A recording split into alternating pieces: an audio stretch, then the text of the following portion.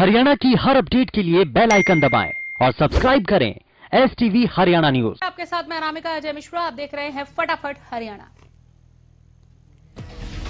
किसान प्रदर्शन का आज 42वां दिन है। भारी ठंड में भी हजारों किसानों का जमावड़ा दिल्ली बॉर्डर और पंजाब हरियाणा के कुछ बॉर्डर्स को लगा हुआ है। 3 कृषि कानूनों को वापस लेने की मांग को लेकर सरकार के साथ किसानों का गतिरोध लगातार जारी है।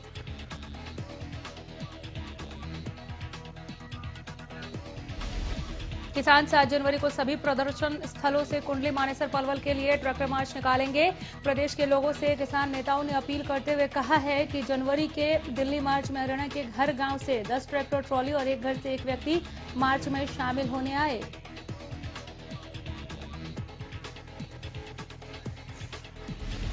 किसान नेताओं का दावा है कि गणतंत्र दिवस पर दिल्ली में 60,000 ट्रैक्टर से मार्च निकाला जाएगा। दूसरे राज्यों से भी किसान आकर विरोध प्रदर्शन करेंगे और यह इतना विशाल प्रदर्शन होगा कि सरकार पर इसका असर जरूर होगा।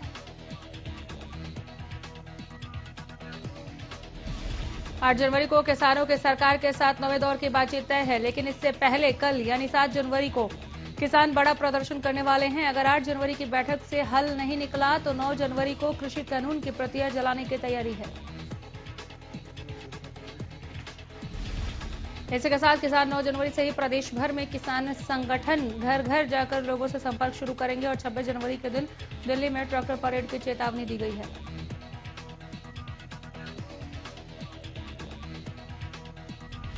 भारतीय किसान यूनियन के प्रदेश अध्यक्ष गुरनाम सिंह चढ़ूनी फतेहाबाद पहुंचे। इस दौरान उन्होंने किसान नेताओं के साथ बैठक की।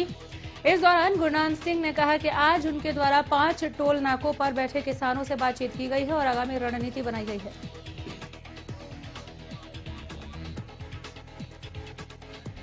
इसी के साथ उन्होंने फतेहाबाद, सिरसा और हांसी के इलाके के किसानों से भी बातचीत की। गुरनाम सिंह ने कहा कि अब किसान आंदोलन एक जन आंदोलन बन गया है और गांव का बूढ़ा, बच्चा और महिलाएं सभी इस आंदोलन से जुड़ रहे हैं। उन्होंने कहा कि ट्रैक्टर मार्च को लेकर भी उनकी तैयारी पूरी है और हर गांव से 100 से 150 के करीब ट्रैक्टर दिल्ली पहुंच चुके हैं।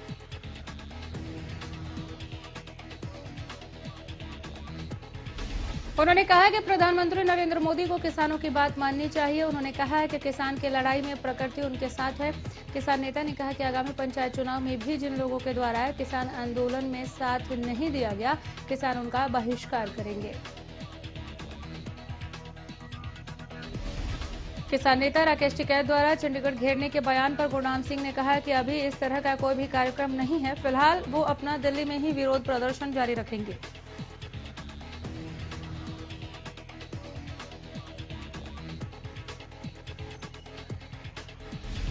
बाकियों के प्रदेश अध्यक्ष गुरनाम सिंह चढ़ूनी सिरसा पहुंचे, जहां गांव सहुवाला में किसानों ने उनका भव्य स्वागत किया। चढ़ूनी ने इस दौरान कहा कि मैं सिरसा की धरती पर आकर खुद को भाग्यशाली मानता हूं, क्योंकि यहां के लोग सेवा के माध्यम से लगातार इस आंदोलन में आहुति डाल रहे हैं। कुछ देर बाद चढ़ूनी खुया मलकाना टोल प्लाजा के लिए रवाना हुए। गुरनाम सिंह ने इस दौरान कहा कि सरकार के साथ 8 दौर की बैठक हो चुकी है, लेकिन सरकार जिद पर अड़ी है। सरकार को एक बार सोचना चाहिए, क्योंकि लाखों किसान ठंड और बारिश के मौसम में सड़कों पर बैठे हैं। किसान नेता राकेश टिकैत ने कहा कि बातचीत में सरकार के मंत्री कानून वापसी का एजेंडा लेकर आए। राकेश टिकैत रोहतक के मकड़ोली टोल प्लाजा पर चल रहे किसानों के धरने पर पहुंचे थे, जहां उन्होंने किसानों को संबोधित करते हुए 26 जनवरी की तैयारी करने का आह्वान किया। टिकैत ने कहा कि किसान सरकार से कितनी बार बातचीत करने को तैयार है, लेकिन अगर कानून वापस नहीं हुए तो 26 जनवरी को किसान राजपथ पर परेड करेंगे और 23 जनवरी को इसकी रिहर्सल शुरू कर दी जाएगी।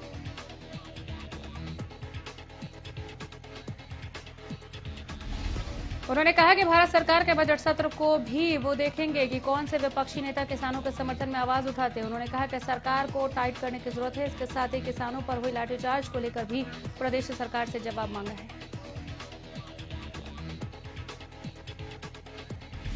हरियाणा सरकार ने व्यापारियों को नए साल का तोहफा दिया है। प्रदेश सरकार ने 5 लाख तक के सालाना कारोबारियों को बाजार शुल्क में छूट दी है। अब बाजार शुल्क में 5 लाख तक के सालाना कारोबारियों को 1% की छूट मिलेगी। प्रदेश में कोरोना के आंकड़ों में लगातार गिरावट दर्ज की जा रही है। बीते 24 घंटे में 259 नए मरीजों की पुष्टि की गई। गुरुग्राम में 35 और फरीदाबाद में 29 नए केस सामने आए हैं। वहीं अंबाला में 25 और पानीपत में 34 नए मामले सामने आए। प्रदेश में 24 घंटे में 4 मरीजों की मौत के मामले सामने आए हैं। इसी के साथ अब तक कुल 2,927 कोरोना मरीजों की मौत हो चुकी है। प्रदेश में अब तक कुल 2,63,571 केस सामने आए। वहीं एक दिन में 300 मरीजों ने कोरोना को मात दी।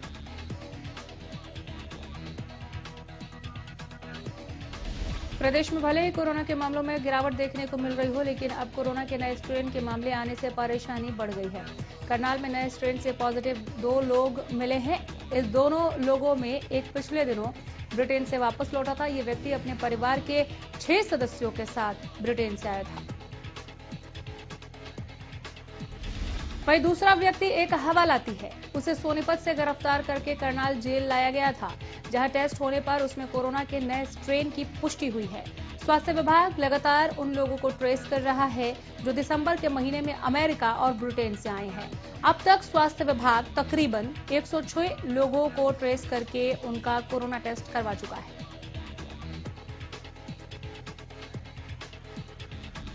इधर रेवाड़ी में एक युवक में कोरोना के नए स्ट्रेन की पुष्टि की गई है। नए स्ट्रेन का मरीज मिलने से स्वास्थ्य विभाग अलर्ट हो गया है। मरीज को अस्पताल में फिलहाल आइसोलेट किया गया है। इसी के साथ स्वास्थ्य विभाग मरीज के संपर्क में आए लोगों की जांच में जुटा है। झज्जर स्वास्थ्य विभाग की ओर से कोरोना वैक्सीन की तैयारियां पूरी हो चुकी हैं। झज्जर के सीएमओ संजय दहिया ने जानकारी दी कि जैसे ही वैक्सीन झज्जर आएगी, उसका ट्रायल शुरू कर दिया जाएगा। भारत आयुष्मान योजना के बारे में विस्तृत जानकारी दी उन्होंने।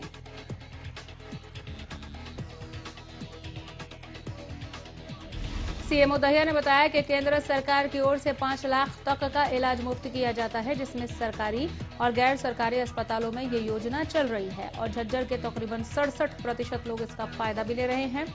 वहीं कोरोना के आंकड़ों पर बात करते हुए उन्होंने कहा कि झज्जर में मामले लगातार कम हो रहे हैं।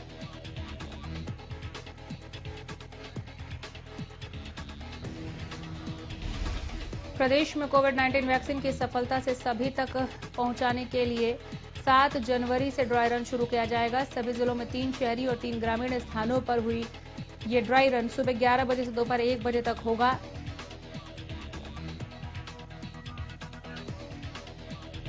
मुख्य सचिव विजय वर्धन ने वीडियो कॉन्फ्रेंसिंग के माध्यम से सभी जिला उपायुक्तों के साथ आयोजित कोविड-19 वैक्सीन के लिए गठित स्टेट स्टीयरिंग कमेटी और स्टेट टास्क फोर्स की बैठक की अध्यक्षता की। प्रदेश के मुख्य सचिव विजय वर्धन ने मंगलवार को निर्देश दिए कि ड्राई रन के समय केंद्रीय स्वास्थ्य और परिवार कल्याण मंत्रालय द्वारा जारी सभी दिशा निर्देशों की अनुपालना सुनिश्चित की जाएगी। बैठक के दौरान मुख्य सचिव ने ब्रिटेन से आए लोगों में पाए गए कोविड-19 के नए वायरस के संबंध में निर्देश देते हुए कहा कि ऐसे लोगों की ट्रेसिंग और टेस्टिंग प्राथमिकता से की जाए, साथ ही इन लोगों के कॉन्टैक्ट ट्रेसिंग भी सख्ती से की जाए। उन्होंने निर्देश दिए कि 7 जनवरी को चलाए जाने वाले ड्राई रन में जिन हेल्थ केयर वर्कर्स को शामिल किया जाना है, उनका संपूर्ण विवरण सॉफ्टवेयर में दर्ज होना अनिवार्य है। पंचकुला में मुर्गियों की मौत के बाद यमुनानगर में मुर्गी और अंडा व्यवसाय से जुड़े लोगों की चिंताएं बढ़ी हुई हैं। हालांकि पंचकुला में मुर्गियों की मौत की वजह का अभी खुलासा नहीं हो पाया है। फिलहाल आशंकाओं के बीच यमुनानगर में अंडों और मुर्गियों के डिमांड में कमी देखी जा रही है। सिर्फ यमुनानगर में ही नहीं बल्कि पूरे प्रदेश में अंडे और मुर्गी के डिमांड में कमी आ रही है। उधर विशेषज्ञों का कहना है कि प्रदेश में मुर्गियों की मौत की असली वजहों का अभी खुलासा नहीं हुआ, बावजूद इसके मुर्गी पालकों को हिदायतें दी जा रही हैं।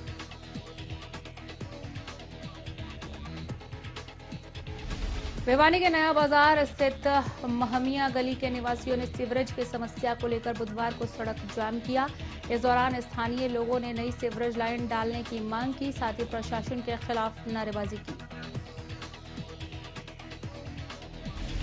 स्थानीय लोगों का कहना है कि बार बार शिकायत किए जाने के बाद भी उनकी समस्या का हल नहीं हो रहा। नगर परिषद के सफाई कर्मचारी यहां के सीवरों में पट्टी मारकर चले जाते हैं, जिसके बाद सीवर दोबारा रुक जाता है और सीवरेज ओवरफ्लो हो जाता है।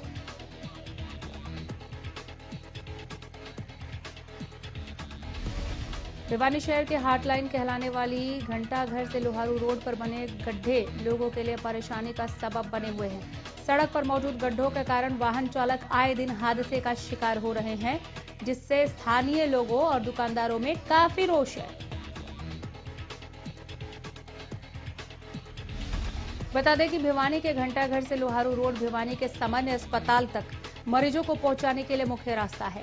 इसके साथ ही शहर के सबसे व्यस्त और मुख्य मार्ग में से एक होने के बाद भी सड़क पर मौजूद गड्ढों की ओर से किसी का कोई ध्यान नहीं। लोगों का कहना है कि कई बार शिकायत के बावजूद प्रशासन की ओर से इस ओर कोई ध्यान नहीं दिया जा रहा।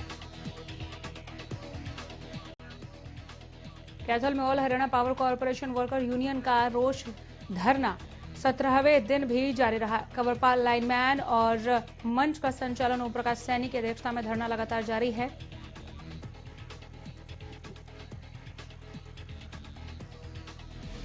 धरने में मुख्य रूप से बिजली निगम के अधिकारियों द्वारा निगम में किए जा रहे गलत कामों के बारे में बताया गया। साथ ही अध्यक्ष ने कहा कि यूनियन लगातार कर्मचारियों की ड्यूटी उनके कैडर के अनुसार लगाने के लिए कह रही है, पर अधिकारी यूनियन के मांगों पर कोई ध्यान नहीं दे रहे और उल्टा इसे दो यूनियन की लड़ाई बताकर अपना पल्ला झाड़ लेते हैं। कर्मचारियों ने कहा कि ऑनलाइन ट्रांसफर कर्मचारी और उपभोक्ताओं दोनों के ही हित में नहीं है, इसलिए यूनियन इसका विरोध करती है। सरकार इसे रद्द नहीं करती तो यूनियन इसके खिलाफ भी एक बड़ा आंदोलन करने पर मजबूर होगा। रोहतक के सापला स्थित संस्कृति मॉडल सीनियर सेकेंडरी स्कूल में विद्यार्थी परीक्षा छोड़कर सड़क पर उतर आए और प्रिंसिपल के खिलाफ जमकर नारेबाजी की। उन्होंने प्रिंसिपल का तबादला करने की मांग की। यह हंगामा तब हुआ जब प्रिंसिपल ऑफिस में एक अध्यापिका बेहोश हो गई और उन्हें अस्पताल ले जाना पड़ा। छात्रों का कहना है कि प्रिंसिपल संतोष कुमारी स्कूल के अध्यापकों और छात्रों के साथ बदतमीजी कर प्रताड़ित करती हैं, इसलिए तबादला तुरंत किया जाना चाहिए। वहीं अस्पताल में भर्ती अध्यापिका ने भी प्रिंसिपल पर भला बुरा कहने के आरोप लगाए। स्कूल के अध्यापिका अजीत कौर ने बताया कि सुबह प्रिंसिपल संतोष ने अध्यापिका मधुबाला को किसी काम को लेकर काफी बुरा भला कहा, जिसके बाद वो बेहोश हो गई, जिसके बाद नाराज विद्यार्थियों ने परीक्षाएं देने से मना कर दिया। स्कूल प्रिंसिपल का कहना है कि स्टाफ के कुछ मेंबर उनके खिलाफ हैं और उन्हें स्कूल से हटाने की साजिश रच रहे हैं। यही नहीं, उन्होंने कहा कि वे स्कूल में काम करना चाहती हैं, लेकिन अध्यापक गुट बनाकर उन्हें काम करने से रोकते हैं, जिसकी शिकायत वो आला अधिकारियों को पहले भी कर चुकी है। मामले को बढ़ता देख जांच के लिए स्कूल पहुंचे शिक्षा अधिकारी ने कहा कि इस मामले की उचित जांच कर आगे की कार्रवाई की जाएगी। डेरा सच्चा सौदा प्रमुख गुरमीत राम रहीम सिंह के जेल में जाने के बाद पहला वीडियो सामने आया है। सोशल मीडिया पर राम रहीम का यह वीडियो वायरल हो रहा है। डेरे से जुड़े समर्थक इस वीडियो को शेयर कर रहे हैं। इस वीडियो में डेरा प्रमुख गुरमीत राम रहीम पुलिस सुरक्षा में दिख रहा है।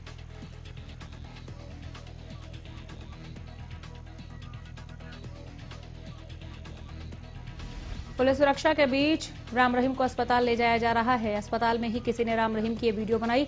ये वीडियो कब का है ये अब तक साफ नहीं हुआ, लेकिन इस वीडियो में गुरमीत राम रहीम साफ दिख रहा है। हालांकि हरियाणा न्यूज इस वीडियो की पुष्टि नहीं करता।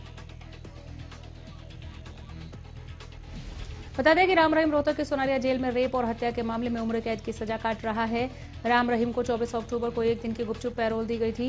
राम रहीम को हरियाणा पुलिस के 3 कंपनियों की सुरक्षा में गोपनीय तरीके से जेल से बाहर गुरुग्राम लाया गया था और यहां पर मेदांता अस्पताल में गुरमीत राम रहीम ने अपनी मां से मुलाकात की थी। प्रदेश में 9 और 10 जनवरी को HSSC की परीक्षा आयोजित की जाएगी। इसमें ग्राम सचिव के 600 पदों के लिए करीब 6,72,000 परीक्षार्थी परीक्षा देंगे। HSSC की परीक्षा के लिए 17 जिलों में 879 परीक्षा केंद्र बनाए गए हैं। पानीपत में 2 महिलाओं ने बैंक में मौजूद एक शख्स के बैग से 41,000 रुपए चोरी किए। चोरी का वीडियो CCTV में कैद हो गया। दरअसल पानीपत के गौशाला मंडी निवासी रोशनलाल गुप्ता ने बताया कि उन्होंने 31 दिसंबर को लालबत्ती स्थित पंजाब नेशनल बैंक से पेंशन के 41,000 निकाले थे और SBI में रुपए जमा कराने पहुंचे थे।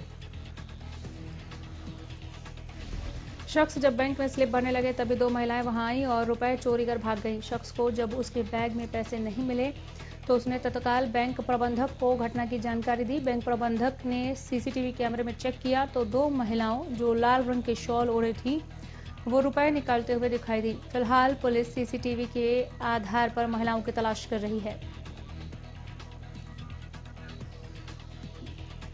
पानीपत में नाबालिग को उसकी मालकिन द्वारा पीटने के 2 वीडियो वायरल हुए हैं। वीडियो में एक महिला को नाबालिग के साथ उसके मोहल्ले में आकर मारपीट करते हुए देखा जा सकता है।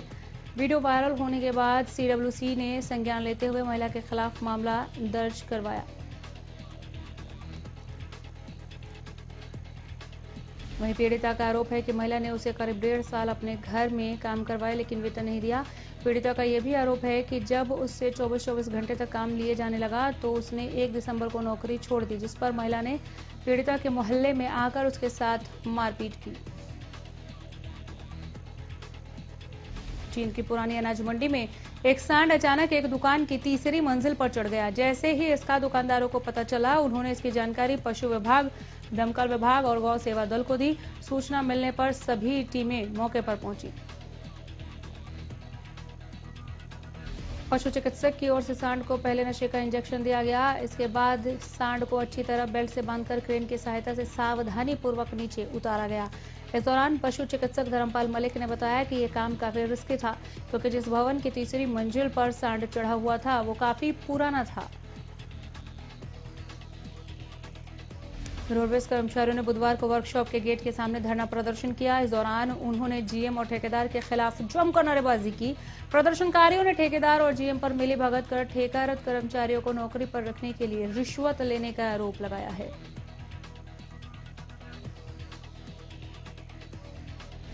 कर्मचारियों का कहना है कि इस मामले में 6 कर्मचारियों को नौकरी से भी हटा दिया गया, जिसके बाद कर्मचारियों ने इन्हें वापस नौकरी पर रखने और ली गई रिश्वत वापस लौटाने को लेकर जीएम से मुलाकात की थी, लेकिन आश्वासन के बावजूद अब तक कार्रवाई नहीं होने से गुस्साए कर्मचारियों ने हरियाणा रोडवेज तालमेल कमेटी के बैनर तले बस स्टैंड में धरना दिया।